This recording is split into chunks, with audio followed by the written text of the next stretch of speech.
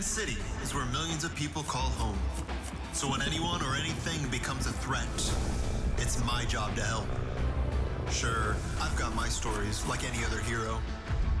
Saving the day, fighting the bad guy, but I've never had to be on a team. No one else is coming to rescue them. This is all on me.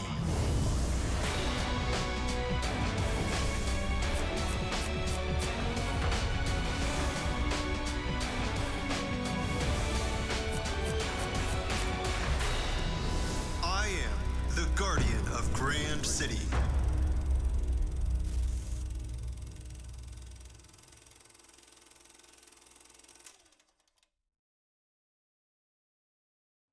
Hey everybody, I'm CJ, and I'm coming back to this Tim Drake as LGBT thing. Well, A, it seems to be good for my views, but B, there's an element to this that I don't know that anyone really talks about all that much, and I at least wanted to throw an idea out there, just share a little bit of a theory, and just see what comes back to me. But one of the main, ever since the big SJW takeover of comics, one of the big defining trends that's been going on is that a character previously known to be straight is randomly made LGBT. And it just keeps happening over and over again. And this is one of those things I think it would be fair for really anyone to question, why does this keep happening? Why LGBT? There's all different kinds of ways to develop a character or to shade in some part of their history or their backstory or reveal new information about, like, why would it always be the same thing? Why is it always that these characters are randomly made LGBT? Like, why does that keep happening? And I think I may have found at least a partial explanation for that. Because when you think about it, what were Tim Drake's defining attributes when he was first introduced? I guess technically he was first introduced back in Batman Year 3. I think he had a little cameo appearance there, but his real introduction and the beginning of his character development, it really started in like the very next storyline, A Lonely Place of Dying. And then from there, over the course of, at this point, a couple of decades, Tim Drake's character got refined and developed and tweaked, modified, updated. And every step of the way, you could see the bones of the original character that was first introduced back in A Lonely Place of Dying, but all of this evolution had taken place. And so when he was first introduced, like, what were his defining characteristics? Like, what ultimately came to define him as a character, as Robin, as a member of the Batman family? Like, what were his characteristics? Well, he was usually calm, level-headed. He was careful. He was occasionally plagued with self-doubt, but he would almost always rise above it. He was the ultimate Batman fanboy. And speaking of Batman, he was never as dark and angry as Batman. He was always just fundamentally better adjusted. And for the longest time, those were really Tim Drake's sort of defining characteristics. Yes, like I say, over the process of time, a lot more than that has been added in, but that was really the kernel of Tim as a character, and certainly Tim after he became Robin for real.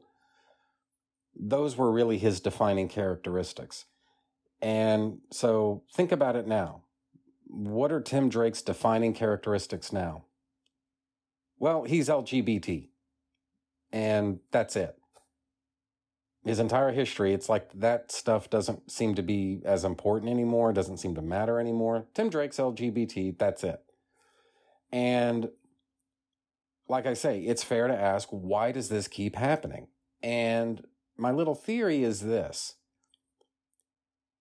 SJWs tend to make these characters LGBT sort of as a claim to relevance. It's basically a dick swinging pageant on their part. Hey guys, I matter. I'm the one that did this.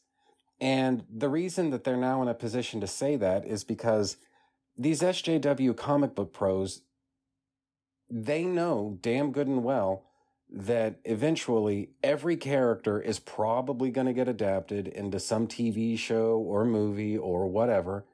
And when that happens, the contributions of the comic book pros that shaped this character are very likely to go unnoticed, especially with supporting characters like any Robin.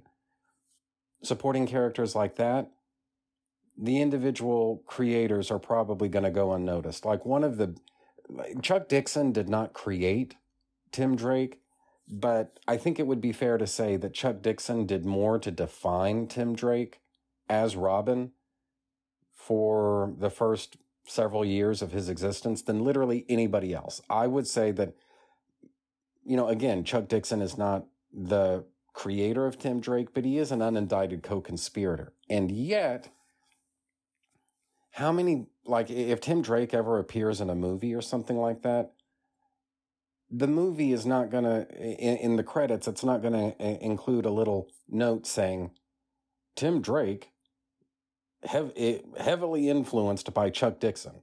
It's not even going to say Tim Drake, created by Marv Wolfman and Pat Broderick. It's just going to say Batman, created by Bob Kane and or with upside down fucking whatever Bill Finger, right? That's all it's going to say. And the amount of time and effort that all these comic book pros have spent creating this character and perfecting this character, that's not going to appear in a movie credit. It just never will. And the fact that Chuck Dixon did so much to define Tim Drake as Robin, even that isn't going to fit inside of a movie credit. And when these characters appear in movies and TV shows, there are times where comic book pros on Twitter, it's like they're fighting some kind of a weird struggle for recognition. Like, hey guys, I did this. And how many times have you seen that? And usually it's a little bit of a fight or a struggle on their part to get ahead and get some kind of traction and some kind of notice and get some kind of attention on Twitter. Whereas if they simply make a previously straight character LGBT, well, everyone is going to remember who did that. And they're always going to have bragging rights. That's number one. And number two, once a character is LGBT, that character must remain. It's an unwritten rule. It's like the 11th commandment or something. And so these SJW comic book pros are basically taking a really cheap and really easy way to influence this character from now until the apocalypse. A really cheap and easy way to leave their mark forever on this character. And odds are, like I say, that this change, once made, is going to be permanent. You don't get to roll this back later on. And that SJW comic pro will always be able to say, yeah, I'm the guy that did that. Respect me, or give me attention, or give me a check, or give me a Netflix deal, or fucking whatever. They're always going to be in a position to do that. Now, when you think about it, how easy is that? Like this character that you didn't create, that you don't own, that you're ultimately not responsible for, that in theory you can make a complete train wreck out of, and then next month you're going to be replaced by some other writer who might be able to rehabilitate this character. It's not a risk for you to do this, all right? There is no downside to doing this. Whereas if you do this, number one, like I say, everyone's going to remember that you did it. And number two, this change has to be permanent. So when this character appears as LGBT in some TV show or something like that, you're going to get 5 or 10 minutes of attention on Twitter telling you what a wonderful person you are and how progressive and forward thinking you must be to have made this change to a character whose contributions from other creators, from previous creators, the people that came before you, whose shoulders you're standing on, they're not getting the attention that you are.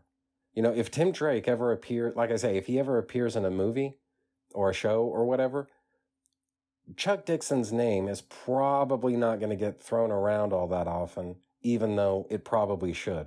Or, I guess, for maybe a better example, how many movies has Wolverine been in by now? And how often does John Byrne's creative contributions to that character ever get mentioned? But with the LGBT thing, it's virtually guaranteed that's going to be a part of this character's identity if they ever appear in external media, number one. And number two, if they appear in external media and if that aspect of their identity is an element of this movie or this show, you're going to be the one that gets all the credit for it. And you didn't really do anything that's all that challenging or all that difficult to do. You're not really doing anything that dozens of other people couldn't have done, or indeed dozens of other people haven't already done to other characters. But now you get bragging rights on this character. And I can't prove this, but I think SJW pros make comic characters LGBT. When you take everything else away, it's out of a sense of vanity. If an SJW pro makes a previously straight character LGBT, they stand a better chance of being remembered. And that's very appealing to their sense of vanity. So why does this keep happening? Well, that's my guess. But anyway, I just wanted to throw all that out there and see what comes back to me. That's that. Thank you for watching.